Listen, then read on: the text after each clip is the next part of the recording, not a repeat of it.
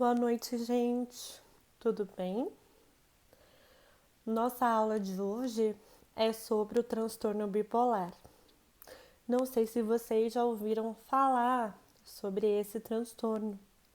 Se vocês conhecem alguém com esse diagnóstico, que passa pelas formas de sofrimento que nós vamos conversar na aula hoje. Provavelmente vocês já ouviram comentários assim: nossa, mas cada hora você quer uma coisa, que bipolar. Nossa, mas uma hora você tá de um jeito, outra hora você tá de outro. Que bipolar. Nossa, eu sou de lua. Meu humor, né, cada hora tá de uma forma. Varia muito, muda muito. Meus humores são uma bagunça. Ah, eu acho que eu sou bipolar. Bom, é importante a gente pensar nesse movimento, né, em que os diagnósticos, nomenclaturas psiquiátricas, elas acabam se popularizando e sendo usados para nomear experiências, nomear emoções, nomear estados de humor.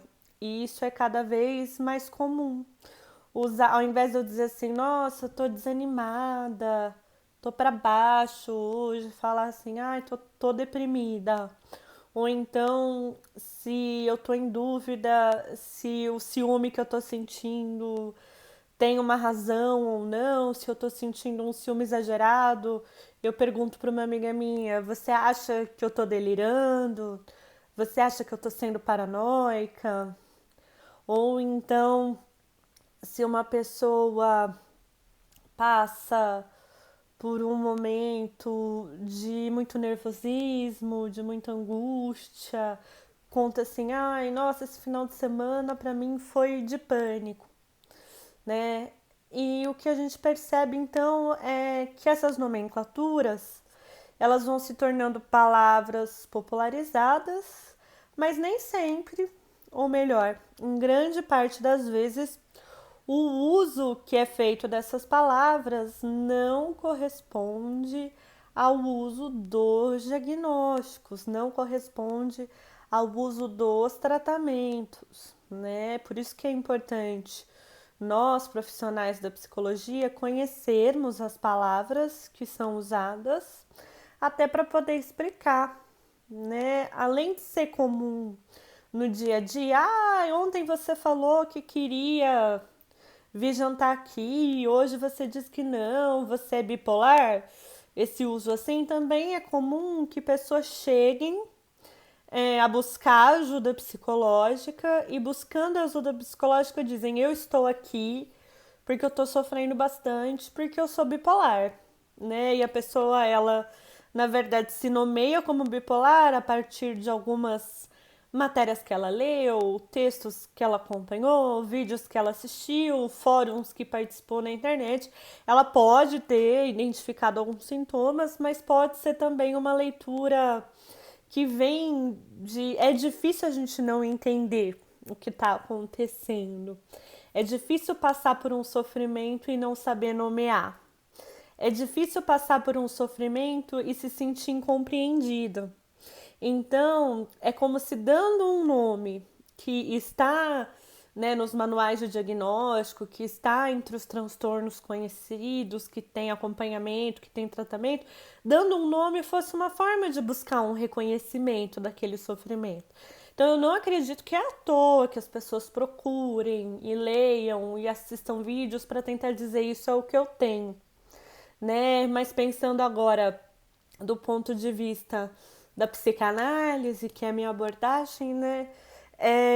A gente tenta tirar um pouquinho a pessoa que busca ajuda psicológica da posição de isso é o que eu tenho, para uma posição mais interrogativa de o que eu tenho, a partir da história singular que ela tem para contar. Né? Isso pensando quando os nomes dos diagnósticos eles grudam, né? Se tornando uma identidade. Não é essa a ideia. Quando um diagnóstico é feito, num acompanhamento, num tratamento, a ideia é identificar que sintomas estão presentes ali, como que esses sintomas aparecem, com que intensidade, com que frequência, como que esses sintomas podem ser tratados. Já na clínica, na escuta clínica, né, a gente quer saber o que significa para a pessoa, que sentido tem naquela história de vida. Então, para a gente fazer esse movimento, né, de entender, primeira coisa, o transtorno bipolar não é uma oscilação de humor, não é estar um dia de um jeito, outro dia de outro, de manhã de um jeito, à noite de outro, à tarde querer, à noite não é isso, não é ser de lua, né?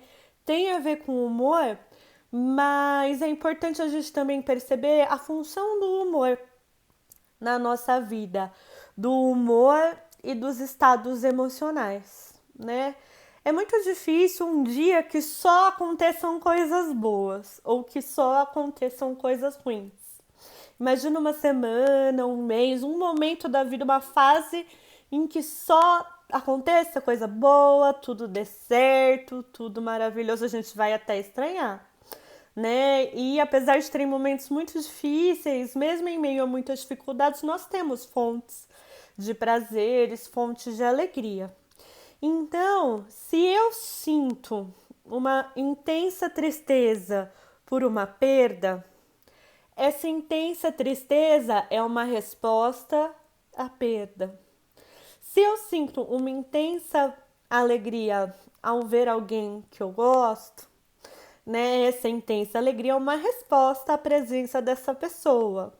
Eu também posso sentir tristeza se uma coisa que eu queria ter conseguido fazer hoje eu não consegui. Aí eu fico desanimada, eu me irrito.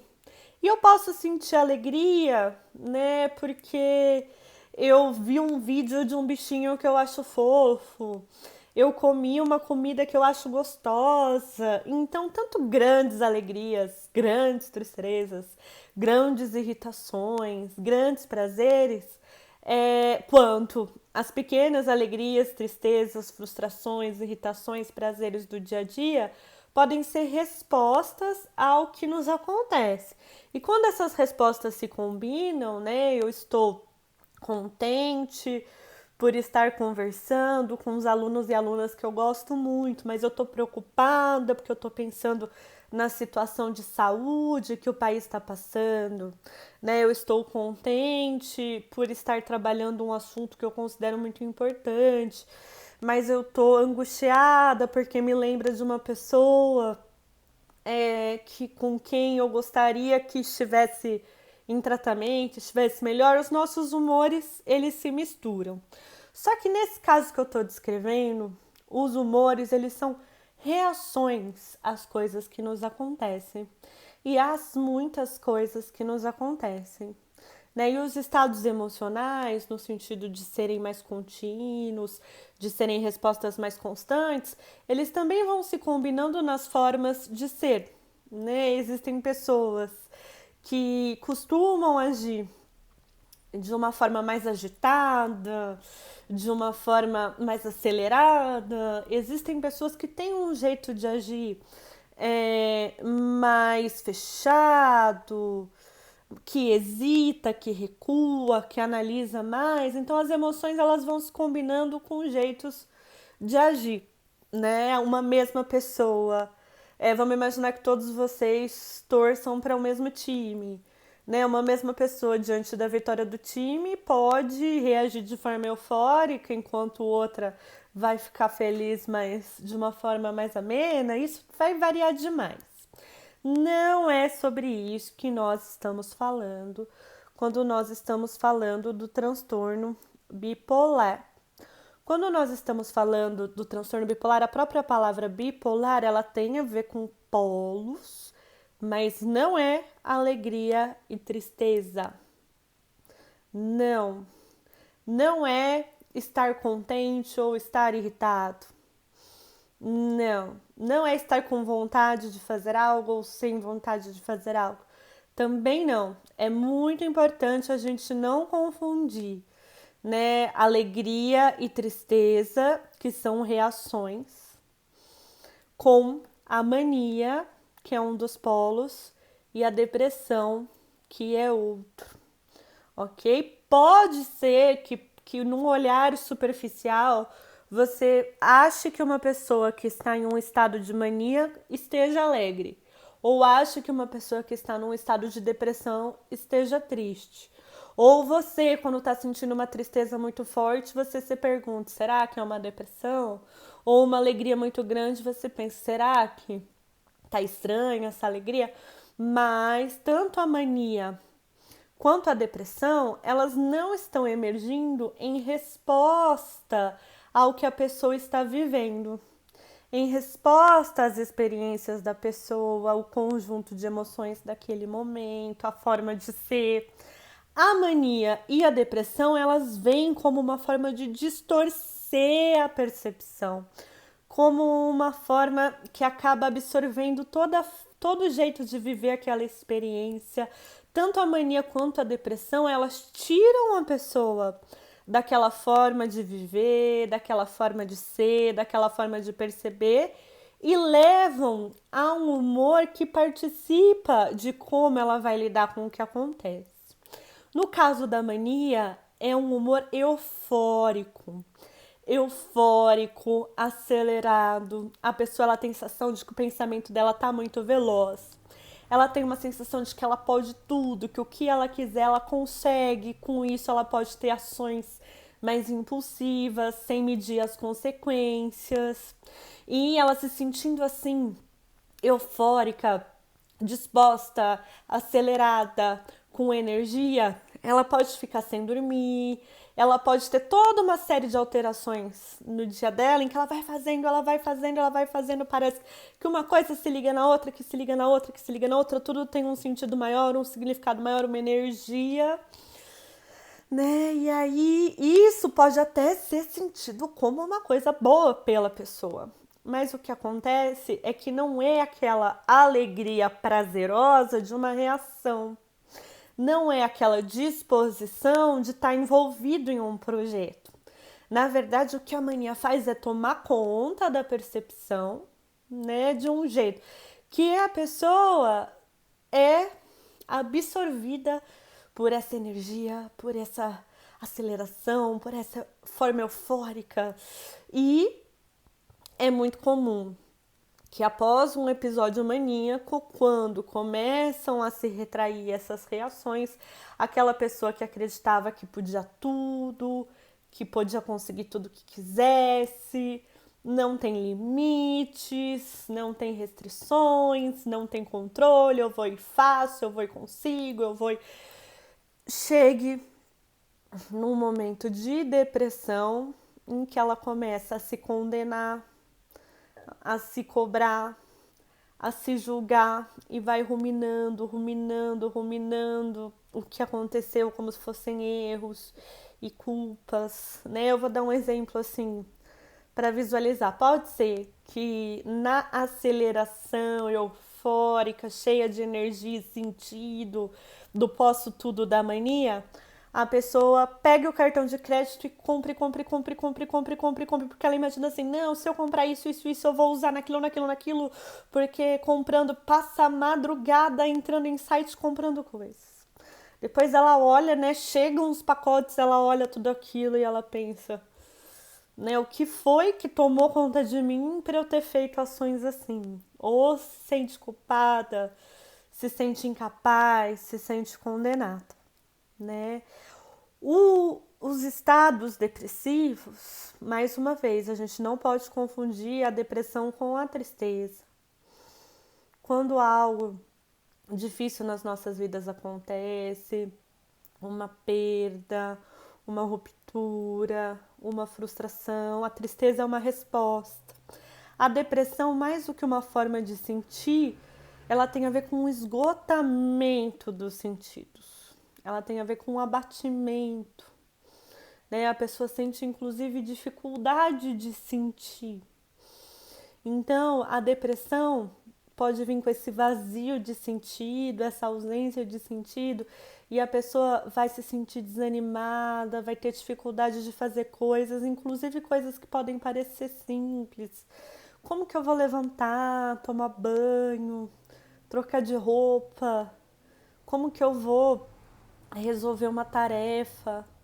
Como que eu vou, né? Como que eu vou fazer o que eu preciso? Eu não consigo, eu não tenho força, eu não tenho energia. Então, enquanto o polo da mania é de muita energia, é de tudo tem sentido, tudo eu posso, tudo que eu quero eu consigo, o polo da depressão vem esse esvaziamento, né? Não há sentido, não há energia, não há por que fazer o que eu faço. Eu não consigo, eu me sinto incapaz, eu me sinto sem forças, né? Ambos os estados, eles acabam distorcendo o que está acontecendo à volta. E a forma da pessoa agir deixa de ser uma reação à sua realidade e passa a ser motivada por esses estados de mania e de depressão. Existe muito sofrimento nisso, né? Em formas mais agudas, tanto da mania quanto da depressão, é possível que a pessoa passe por alucinações e delírios. Como a gente comentou na aula passada sobre a esquizofrenia e outros transtornos psicóticos, não necessariamente ter delírios e ter alucinações será um quadro de esquizofrenia, né? Quando a pessoa ela pode estar tão tomada pela mania, nesse estado de energia, de sentido que ela vai ver, eu preciso comprar tudo isso porque eu preciso, vamos imaginar assim, agora no momento da pandemia, eu vou comprar um monte de tecido, tecidos de várias cores, tecidos de várias formas, tecidos de várias grossuras, os tecidos que é para testar, porque aí eu vou fazer as máscaras para ajudar as pessoas, porque eu tenho essa missão de ajudar as pessoas precisam de mim, as pessoas da minha cidade, se eu não fizer esses tecidos, elas vão morrer. Essas máscaras, elas vão morrer. Eu começo eu não durmo à noite costurando máscaras, imaginando que eu, com as minhas máscaras, vou conseguir impedir a morte das pessoas e vai deixar de ter a pandemia na minha cidade. Vocês percebem o que? Delirante, né? Dessa forma acelerada, impulsiva, energética, que perde o sono e que se joga na mania. Da mesma forma, estados de depressão intensa podem vir acompanhados de delírio, de alucinação. Eu posso sentir que eu estou sendo perseguida, sentir que as pessoas sabem dos erros graves que eu cometi, então elas estão olhando para mim na rua e me julgando, e eu sinto esses olhares, eu ouço o julgamento, eu ouço vozes. Pode estar presente, então, episódios psicóticos nos episódios maníacos e nos episódios depressivos. Existe uma forma mais branda da mania, que é a hipomania, e nessa forma chamada mais branda por quê, né? Porque não vai chegar nesse ponto de ter traços psicóticos, mas porque vai vir com essa sensação de disposição, de energia, de euforia, de sentido que para a maior parte das pessoas é considerada bem-vinda, né? Só que está ali um descolamento da experiência vivida, um descolamento da realidade vivida, que é um indício de que é necessário acompanhar, que é necessário tratar. E vai ser essa diferença da mania mais intensa da hipomania, que são manifestações mais amenas, embora também tragam sofrimento e sejam preocupantes, que vai diferenciar o transtorno bipolar tipo 1 do tipo 2.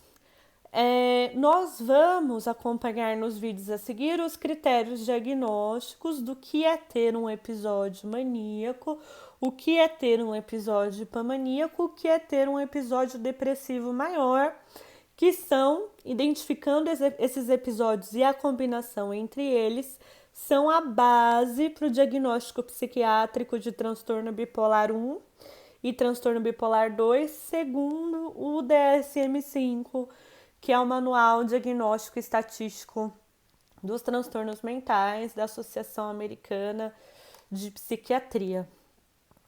Como as demais aulas sobre diagnósticos, eu considero que é uma bagagem muito importante para a gente levar no nosso curso de psicologia, até para saber quais são as possibilidades de tratamento que existem hoje, para dialogar com outros profissionais, para que pessoas que passam por sofrimentos tão intensos não tenham outros sofrimentos acrescidos, né? Eu sofro com episódios maníacos, episódios depressivos e sofro por me julgar, acreditar que é uma falha minha, que é uma falta, que é algo moral, que é algo, uma fraqueza, que é algo que eu tenho que me condenar, que eu tenho que me culpar, ou então a incompreensão, não saber como pedir ajuda, as pessoas me ouvem e acreditam, né, que eu tô exagerando, que eu tô inventando, que é um problema da minha cabeça, que eu preciso ter força de vontade, que eu preciso ser capaz de lidar, que eu preciso pensar positivo, acreditar mais em mim mesma. Não,